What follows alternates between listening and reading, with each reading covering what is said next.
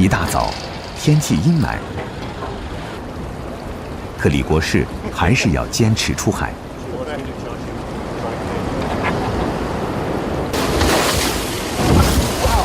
李国士来自香港，港人对吃鲍鱼有着特别的执着。鲍鱼在香港的市场需求非常大，李国士看到了商机。1994年，25岁的他孤身来到鲍鱼王国南非闯荡，开始折腾鲍鱼生意。今天出海的任务是要把培育好的鲍鱼苗放养到海底，让鲍鱼在海底承受海水的压力，促进鲍鱼肌肉的发育。这个海域也是印度洋和大西洋与南极融水交汇的地方，水流湍急，养分丰饶，是得天独厚的鲍鱼产地。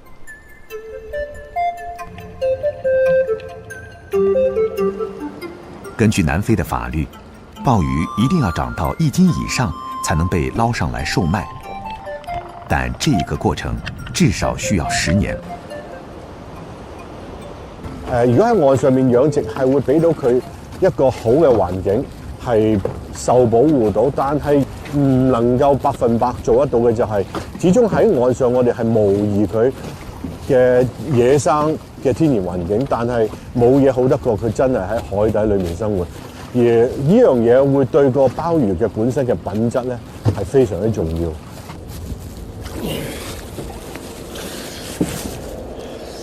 喺個殼上面有好多寄生物，好健康。我就係想見到咁健康嘅鮑魚，咁先好食。鲍魚被譽為海味之冠，南非鲍魚是極為珍貴的品種，口感細膩爽甜，紋理繁複精緻，是出了名的鲍美人。當地人稱它為珍珠之母，香港人則叫它孔雀鲍，因為南非鲍魚的背面似孔雀開屏。鲍魚吃什麼，很大程度上決定了鲍魚的品質。李國士在海岸線採集優質的海藻，回去養殖基地裏培育。我檢查下，呢個都可以，夠壯健啊！呢啲可以啊。Just put everything back to the paddle pond. Good enough. For the feed.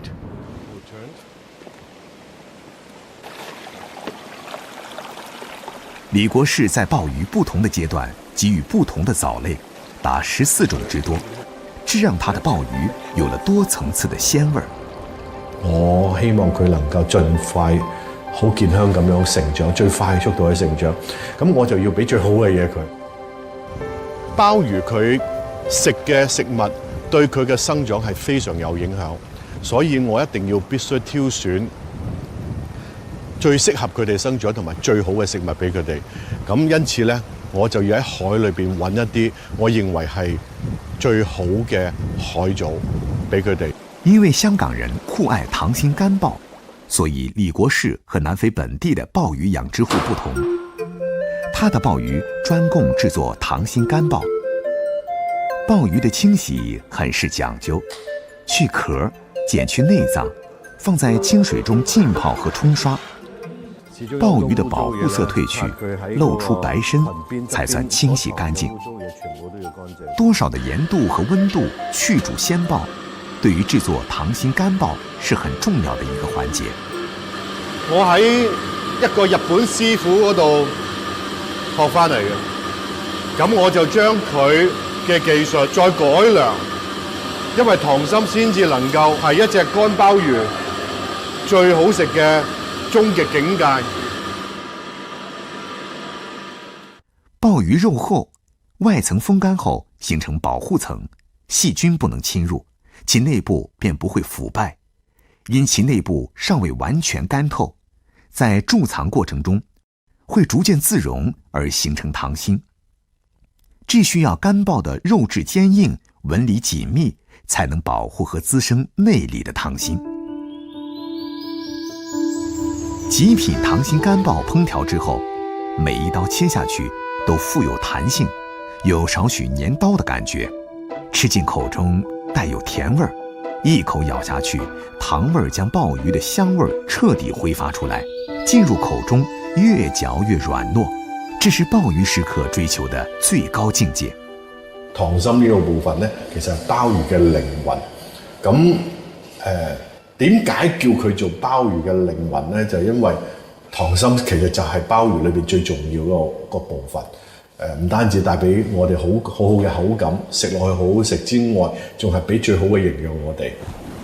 因為野生鮑魚瀕危，南非政府對鮑魚捕撈有嚴格規定，餐廳想售賣鮑魚都要申請牌照，鮑魚因此身價不菲。這讓有些人盯上了李國士的鮑魚場，下海偷盜的、搶劫鮑魚運輸車的，李國士全都遭遇了。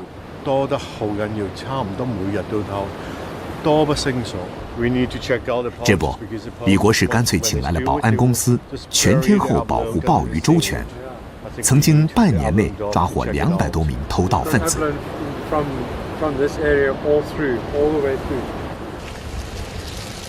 今天，李國士在南非的搭檔理查邀請他去家裡做客。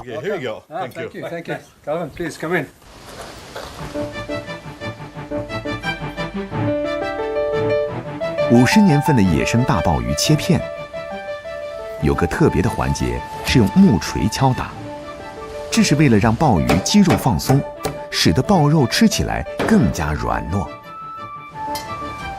理查用南非傳統的波雞火鍋，放入洋蔥、西紅柿、胡蘿蔔、鮑魚片，加入白葡萄酒，酒裡的果酸酶能更大程度地撩撥起鮑魚的鮮味兒。燜蓋煮完，放入各種菇類、忌廉，再放入龍蝦，再燜煮30分鐘。一道充滿南非風情的鮑魚焗龍蝦就出爐了。李國士也不示弱，烤爐上放锡紙，鋪滿粗鹽，將鮑魚帶殼放上去，撒少量鹽在鮑魚腹部，再把锡紙捲起來密封，用鹽分的熱量來烤熟鮑魚。一道中國風味的鹽焗鮑魚，香氣四溢。溏心乾鮑香濃滑爽，理查一家也被李國士影響，愛上了溏心乾鮑。鮑魚的鮮甜和爽滑，衝破輔料的包圍，在味蕾中慢慢蕩開去。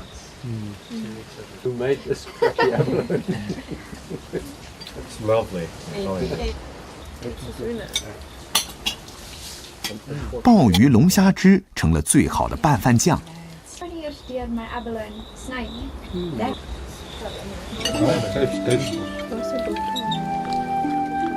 洋蔥、蘿蔔、西紅柿、鮑魚、龍蝦的味道在湯汁中融合成了一個整體。